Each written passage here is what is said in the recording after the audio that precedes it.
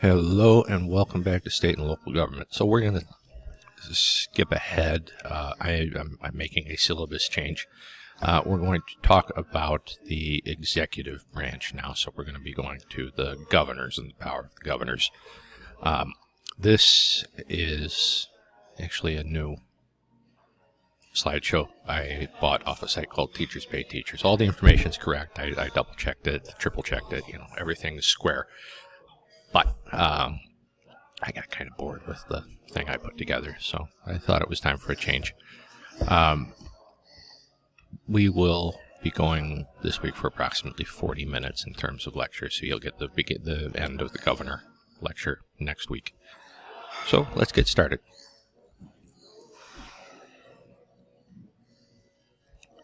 So governing the states, the governor and state administration.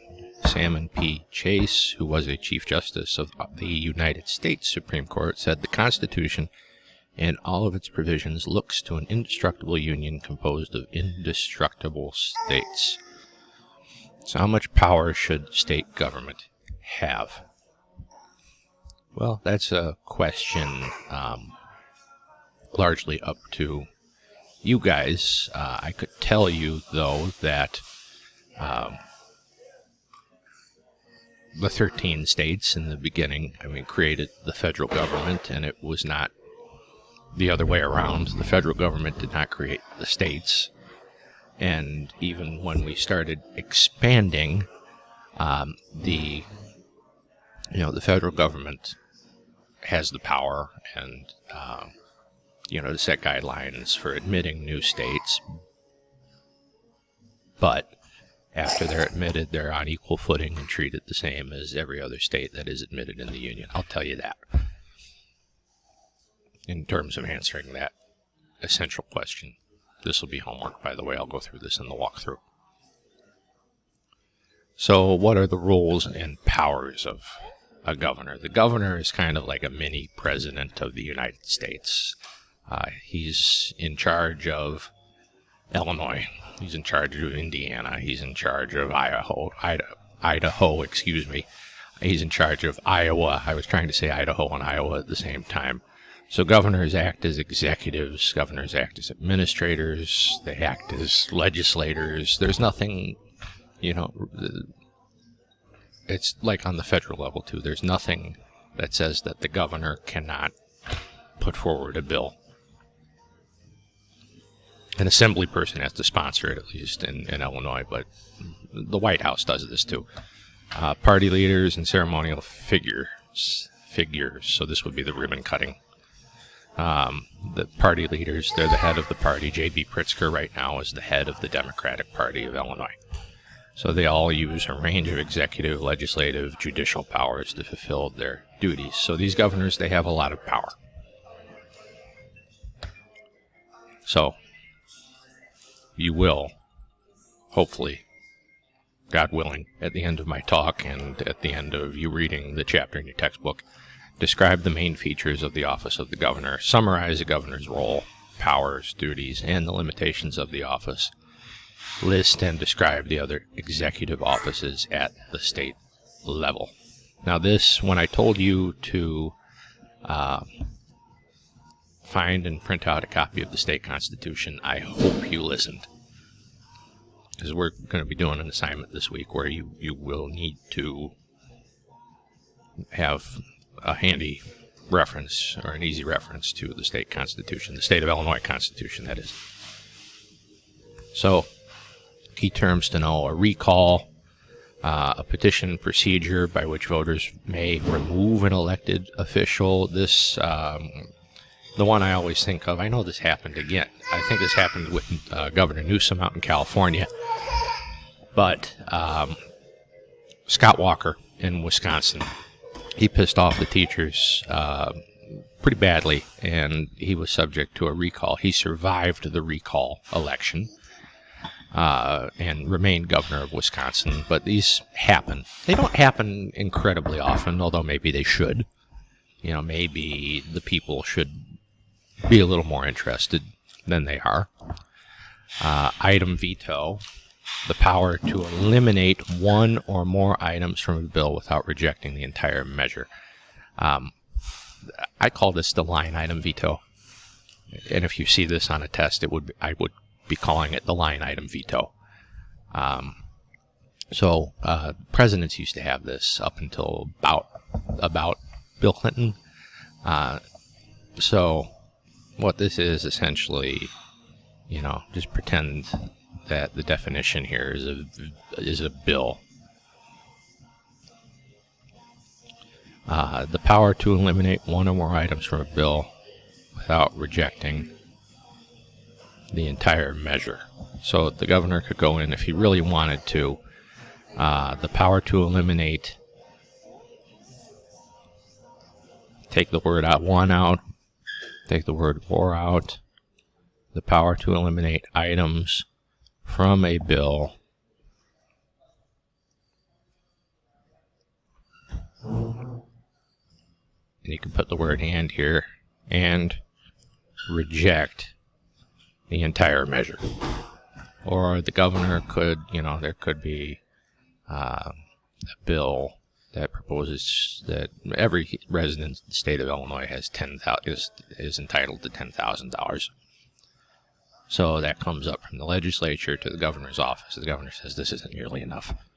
All right, so he can veto the one and change it to a 50,000. It's a pretty neat trick. That's a power that they have. They could really make a bill say different things just by, crossing out letters and things like that. But is this easier than a president having to veto the entire thing, even though he likes 99% of the bill? Is it easier just to say, I don't like the one, I think the one should be replaced with a 5? Now talk about that in the General Assembly if you want to, and override it, if you can. That's really something for you to decide again. Clemency, powers of mercy that may be shown to persons convicted of a crime. So think of like death row inmates, or death row inmates. That's we'll stick with that. So a person might be proven innocent, or someone may have, say, found God and really changed or something like that, and the governor may get wind of that through one of his officials. If a death row inmate is innocent, we want to get him off death row because we don't want to kill him. We don't have this anymore in the state of Illinois, but other states do. Pardons, the power to relieve someone of the consequences of a crime.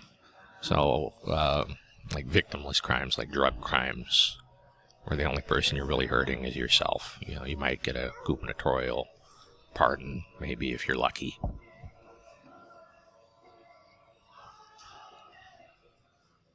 So commutation, the power to reduce a sentence to a less severe punishment.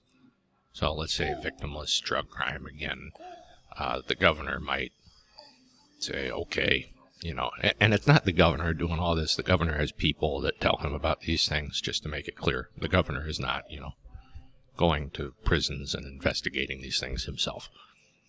But he might say, okay, Jonathan Parker, doesn't deserve to be on death row, so let's commute that sentence to just life in prison.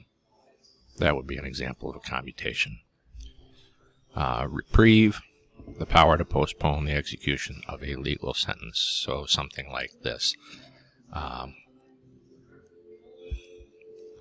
Somebody's mother's dying and will be dead within the week, but the person who committed the crime is supposed to report to jail in 2 days.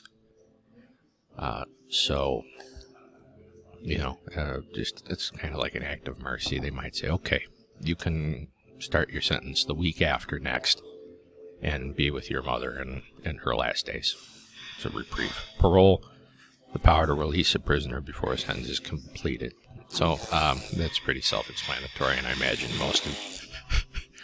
I've got my My daughter is sitting next to me. If you're hearing the strange sounds, hold on a moment.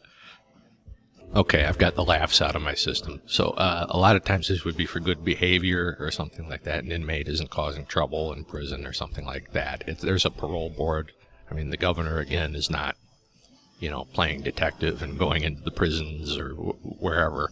There's a parole board that is appointed by his office that would say, all right, you've been good, you haven't caused any problems in the prison, all right, you've got 2 years left on your sentence, we're going to put you on parole.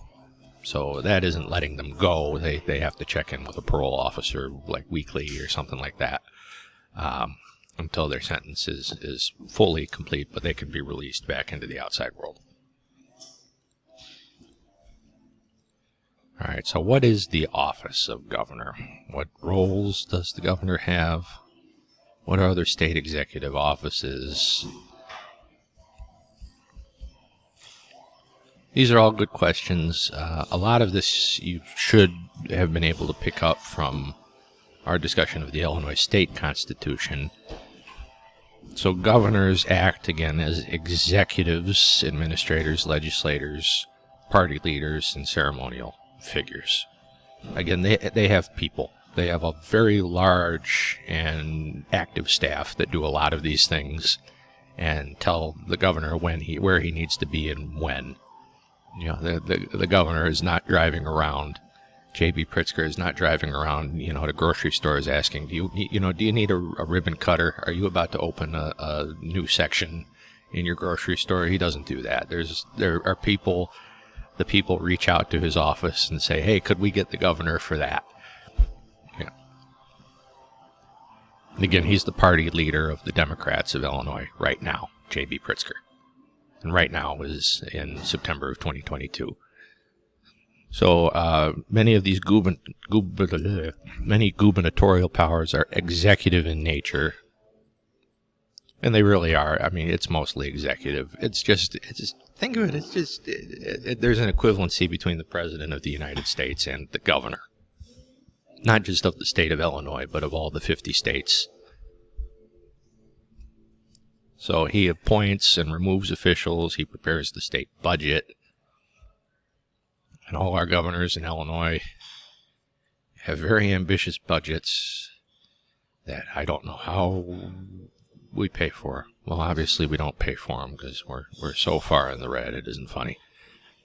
Governors have some legislative and judicial powers as part of the system of checks and balances. So they have some legislative and judicial powers as part of the system of checks and balances. So he is in J.B. Pritzker right now.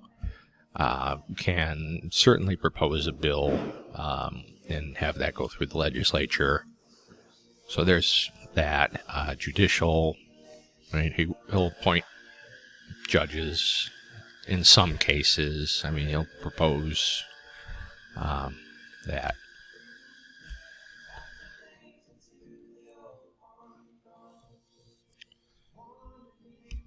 So typically, governors have to be American citizens. Ours does in Illinois. 25 or 30 years of age, 25 for us in Illinois. Lived in the state for at least 5 years and be a qualified voter. Now look at our state constitution and figure that out, what the qualifications for governor are for us. It's no fun if I just tell you everything. There's got to be some active learning. You got to turn some pages, look at the screen on your, when you're not listening to me. The governor is chosen by popular vote. We knew that. Most states, governors serve 4-year terms with a 2-term limit. Not in Illinois. There is no term limit. We seem to not believe in term limits in Illinois. I could do an hour on that, so we're going to move on. In most states, if a governor leaves office during a term, he or she is succeeded by the lieutenant governor. And that's true for us. When our governors go to prison, the lieutenant governor succeeds. the lieutenant governor is next in the line of succession. So if something happened to J.B. Pritzker right now is September of 2022, Juliana Stratton would take over. So typically governors can be removed from office by impeachment. We know this in Illinois because many of our governors have been removed by impeachment, and they earn the big bucks. I'm not entirely sure how much JB is paid. Let's look that up. Google, how much is the Illinois governor paid? The rate of pay for the title of governor in Illinois remains at $177,412. So, big bucks. And that comes from our taxes. Whether or not they do a good job.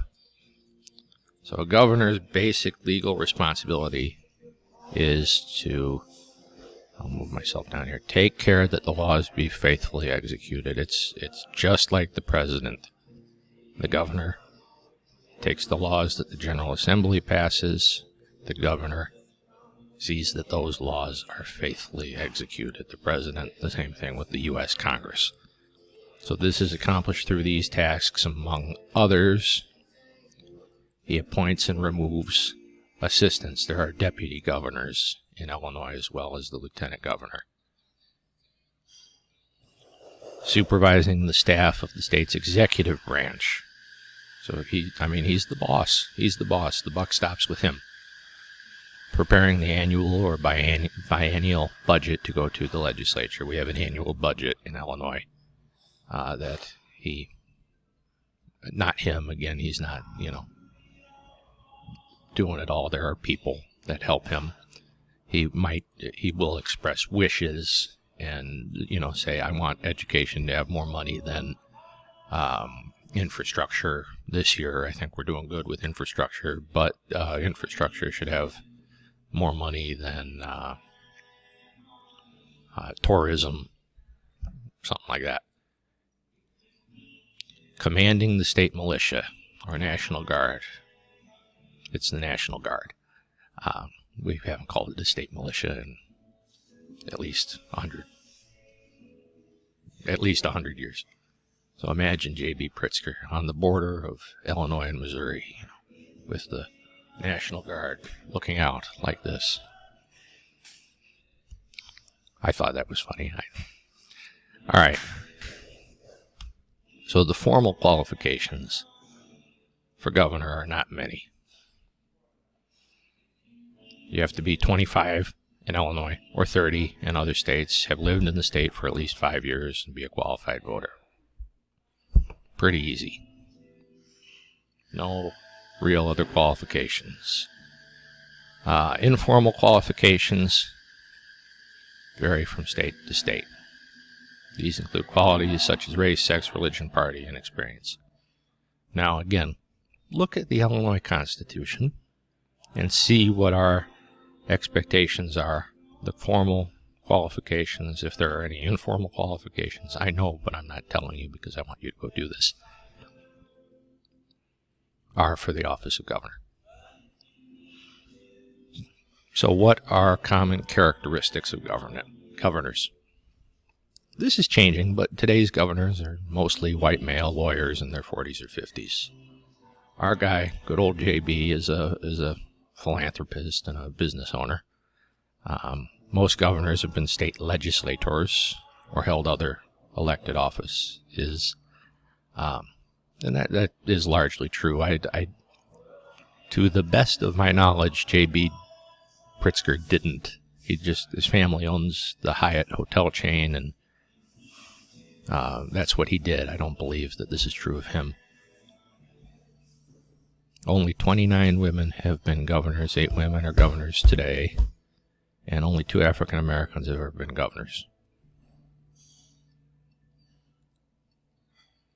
So we elect governors by popular vote.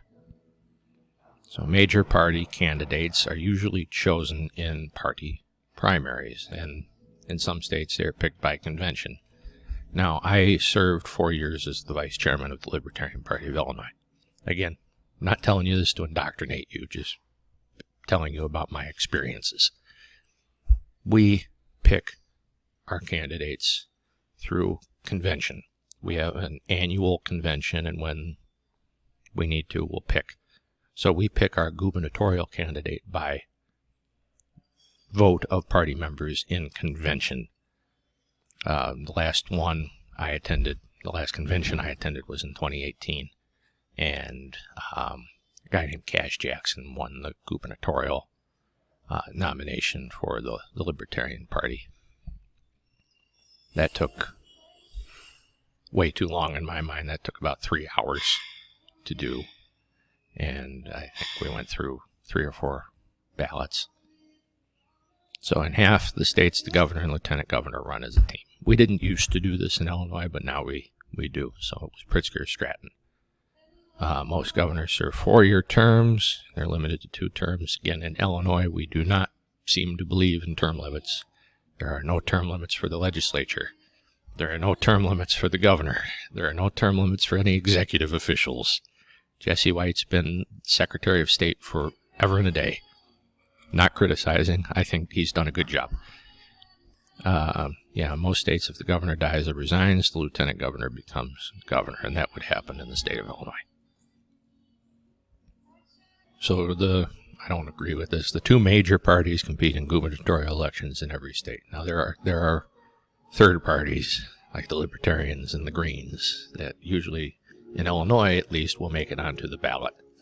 I'm not sure what year this is. Maybe if I escape. Analyzing. Well, I don't know which party did your state's governor belong to in this year. I don't know what this year is. But this is correct in that our governor is a Democrat right now. So, okay. And removal. Governors can be impeached, or in 18 states like Wisconsin, like California with Governor Newsom, recalled by the voters in a special election. So in 2003, California had a recall followed by a special election, and the special election included 135 candidates. So you see a cartoon there. The California recall keeps on trucking, or does it? And there are a bunch of people, the candidates in the truck, saying, does anyone have a plan? Where are we? Where are we going? Are we going anywhere? When will we get there? Is anyone driving? And it doesn't look like anyone's driving. So why did the cartoonist include a clown in this picture? Well, a race with 135 candidates sounds to me a little wild. At the very least, I think that's a nice way of putting it. So, the governor shares executive powers with other officials, many of whom are popularly elected. So the governor is thus the first among equals. So there's the comptroller, the treasurer, the secretary of state, the lieutenant governor, among others. He's the first among equals, So he commands, in our case, JB, stands at the border with Missouri, just looks out, with the guard at his back. He commands a state's National Guard unit. And he can appoint and remove many state officials, and that does happen quite often. So major appointees must often be approved by the state senate and meet qualifications set by the legislature. Again, if this is sounding familiar, this is what they do at the federal level too. It's not entirely different. The Constitution, if you remember, we talked about it, of the state of Illinois, had to be kind of in line with the federal Constitution. It's not the same, obviously, but there are similarities. Now, the governor commands the state's National Guard units. This is true. The president does have the power to federalize the state's National Guard. And that happens a lot. Not a lot, but it does happen.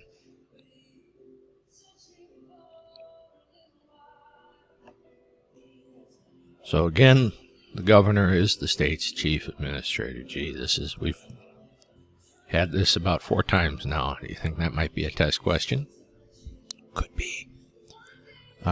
Ensuring that the state's laws are faithfully executed. So the day-to-day administrative responsibility, it's not all his, job, JB's, must be delegated to state agencies supervised by the governor. So it's a lot like the federal government. There's a Department of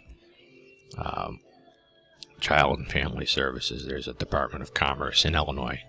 There's there's the Treasury. There's the Comptroller's Office. There's all sorts of things. The governor is not.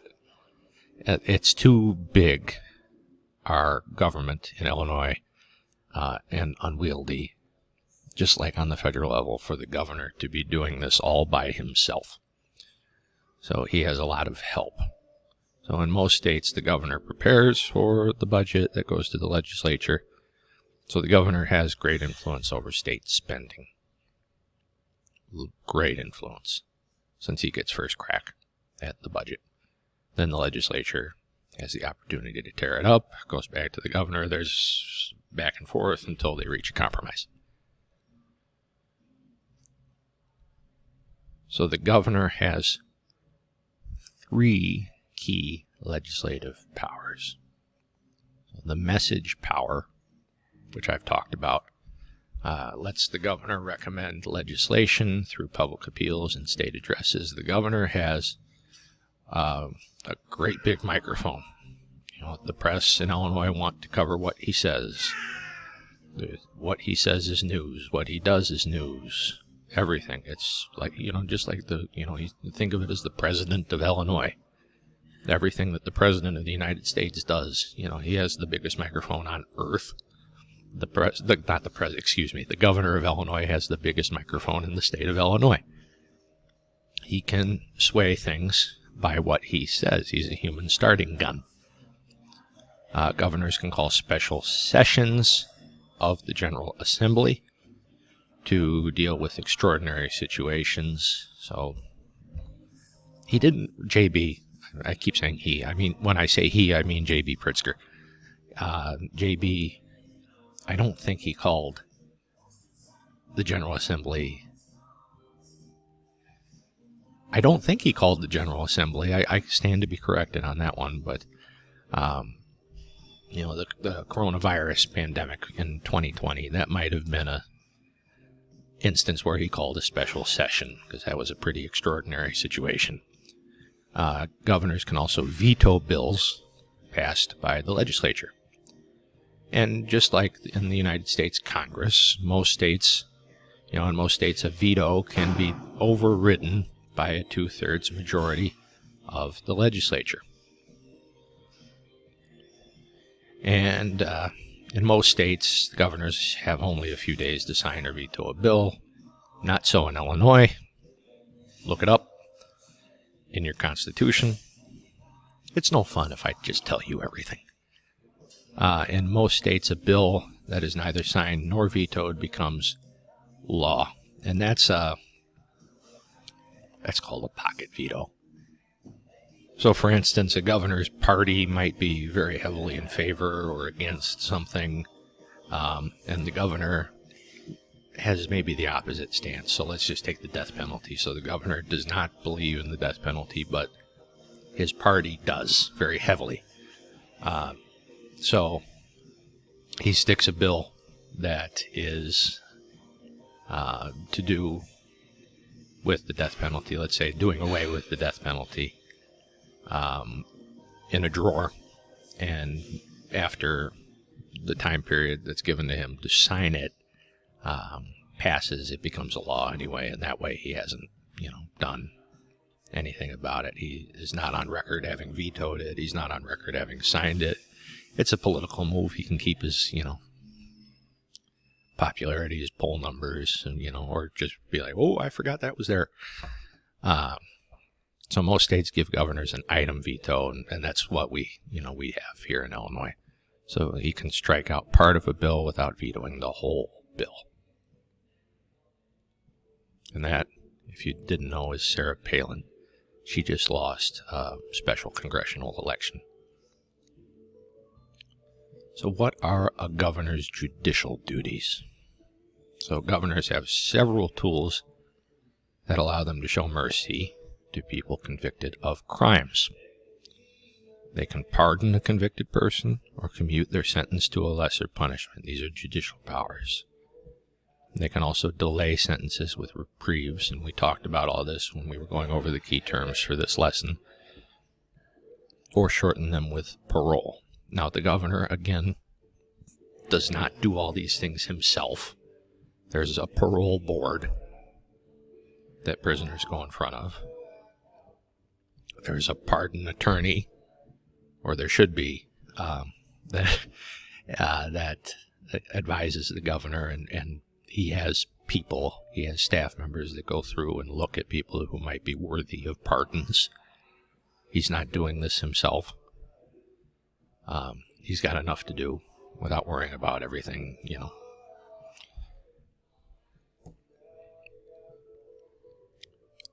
Yeah. Forgot where I was going with that, so let's move on. Miscellaneous powers. So governors have a number of time-consuming duties that aren't specified in their official powers. And these duties come from the governor's public status and visibility. J.B. Pritzker, for instance, he gave daily or weekly, he was on TV quite a lot at the height of the coronavirus pandemic, giving updates on where we were and what health measures needed and what were needed and what people needed to do to help themselves in the pandemic. Now, if you look on the Illinois Constitution, is there anything that specifies the governor has to hold daily press conferences? No. Governors receive official visitors and distinguished guests, so if Joe Biden ever came to Illinois, he would visit with J.B. Pritzker first. They also address many organizations. They settle labor disputes, promote state interests outside the state, dedicate buildings. They endorse causes, that's the ceremonial power, dedicating buildings. He could go address maybe a VFW post, settle labor disputes, so strikes, maybe promote state interests outside the state. So Illinois businesses, say in China, the governor may go over there and say why these businesses are so great and why you should invest in Illinois and why we're wonderful. Endorse causes, so I can't think of one that JB is particularly invested in, but like Joe Biden wants to cure cancer. That's his big thing. That's his big initiative, his big cause.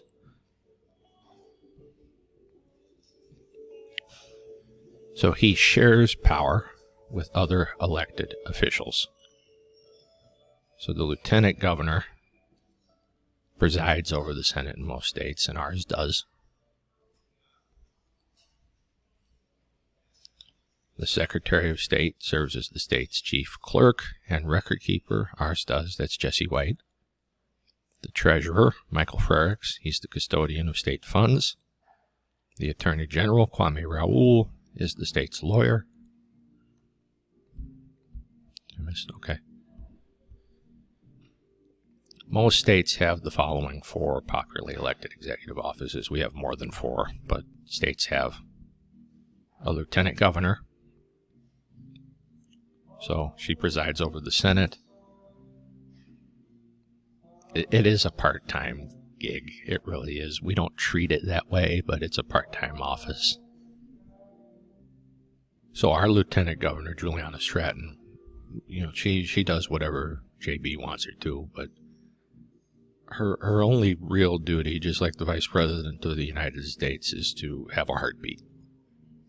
So, part-time gig, really.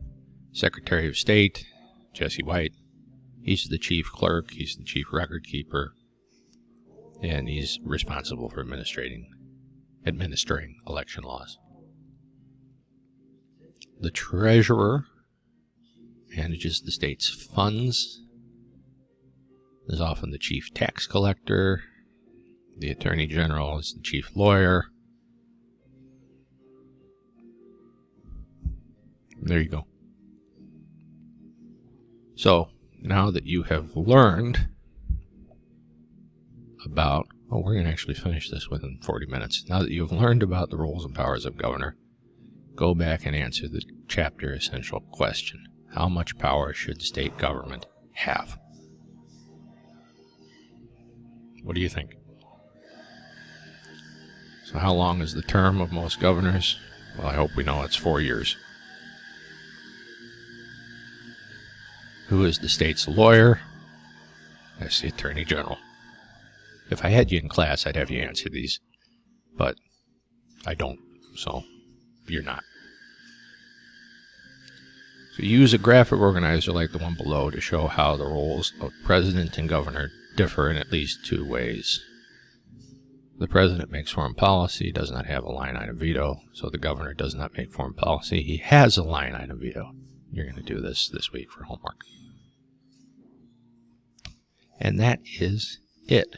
So stay tuned for the weekly instruction video. Please, please, please watch it. I tell you what to do, exactly what to do. And not even a lot of you, but a sizable minority of you are not doing well in this class because you're not watching the weekly instructional video where I tell you exactly what to do and exactly what I want. And it could be so easily fixed. Okay. Thank you all. We will finish the governor duties and powers next week.